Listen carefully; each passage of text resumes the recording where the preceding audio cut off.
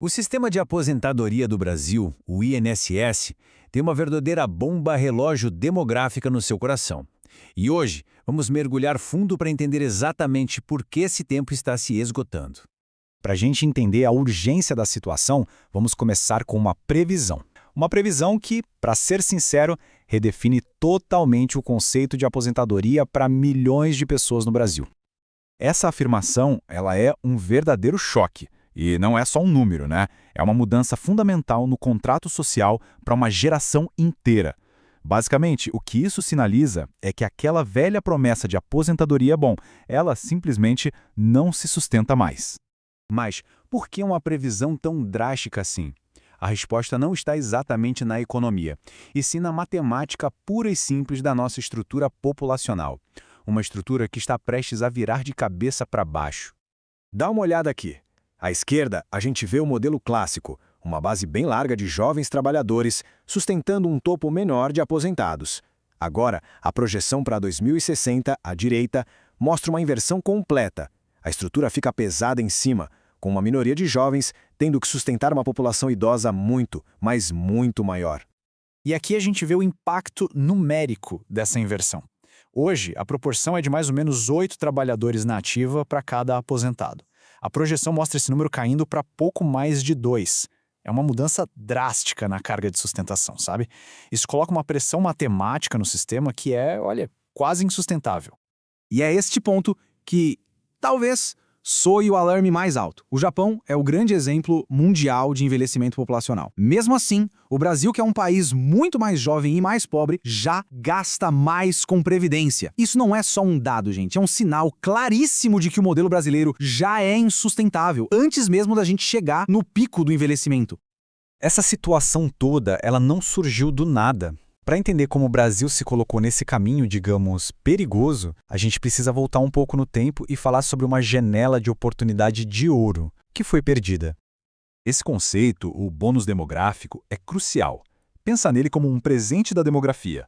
Por algumas décadas, um país tem o maior número possível de pessoas trabalhando e o menor número de dependentes. É uma chance única, uma janela para a nação acelerar o crescimento e enriquecer, usando essa força de trabalho para construir uma base sólida para o futuro. Então, este seria o caminho ideal. A explosão de jovens leva a um boom econômico, que por sua vez leva a um país desenvolvido e estável. O Brasil completou o passo 1, a população cresceu. Mas o passo 2, o tal do boom econômico, nunca se materializou de verdade, de forma sustentada. O resultado é a pior armadilha demográfica que existe. O país envelheceu antes de ter a chance de enriquecer. E isso leva a gente para um beco sem saída. Uma solução que parece óbvia para uma força de trabalho que está diminuindo é a imigração, certo? Mas imigrantes qualificados procuram países ricos, com oportunidades. Como atrair essas pessoas se o país precisa delas justamente para se tornar rico? É um paradoxo, um ciclo vicioso que limita bastante as saídas fáceis. Então, se as saídas fáceis estão meio bloqueadas, como é que vai ser o futuro?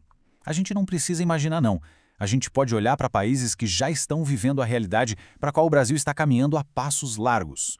A velocidade dessa mudança é o que torna a situação brasileira tão perigosa. Países da Europa, por exemplo, tiveram quase um século para se adaptar aos poucos ao envelhecimento. Eles foram construindo riqueza e redes de segurança social ao longo do caminho. O Brasil está comprimindo essa mesma transição em apenas algumas décadas. Isso força uma adaptação em ritmo de crise. E este slide ilustra perfeitamente o impacto no mundo real. A gente não está falando de planilhas aqui, mas de consequências humanas. Na Itália, uma crise de solidão. No Japão, aquele fenômeno sombrio das mortes solitárias e vilarejos inteiros sendo abandonados. São vislumbres de um futuro que mistura desafios econômicos com uma fragmentação social bem profunda. Para e pensa nesse número por um instante, 40%. Quase metade dos municípios de uma das maiores economias do mundo correndo o risco de, simplesmente, deixar de existir. Isso não é um problema distante. A fonte que a gente analisou aponta que cidades no sul do Brasil já estão começando a encolher, mostrando que essa tendência já chegou por aqui. Ok, o cenário é desafiador, mas não é uma sentença de morte. E isso nos leva à pergunta mais importante de todas. Diante dessa realidade, o que pode ser feito? Vamos analisar os caminhos a seguir tanto em nível de país quanto individualmente. Em nível macro, as soluções exigem coragem política. A gente está falando de uma reforma fiscal séria, de corrigir as distorções gigantes entre a previdência do setor público e do privado e de aumentar a produtividade geral da economia. São mudanças estruturais, profundas e bem difíceis. A questão é que ficar esperando que essas mudanças sistêmicas aconteçam pode não ser a melhor estratégia, né? Por isso, a fonte dá uma sugestão poderosa: mudar o foco do que o país pode fazer para o que cada um pode fazer para navegar nesse novo cenário. E aqui tem tipo um roteiro para a resiliência individual. A base é financeira, poupar e investir o quanto antes. Mas vai além. A carreira se torna crucial com a necessidade de se especializar para se tornar indispensável. Tem também alertas práticos, como evitar investir em imóveis em cidades que estão encolhendo. E por fim, pensar em mercados futuros, como o setor de serviços para idosos, que está crescendo muito. É uma mudança de mentalidade, sabe? Sair da dependência para a proatividade. No final das contas, o que fica é esta questão crítica sobre o nosso futuro coletivo.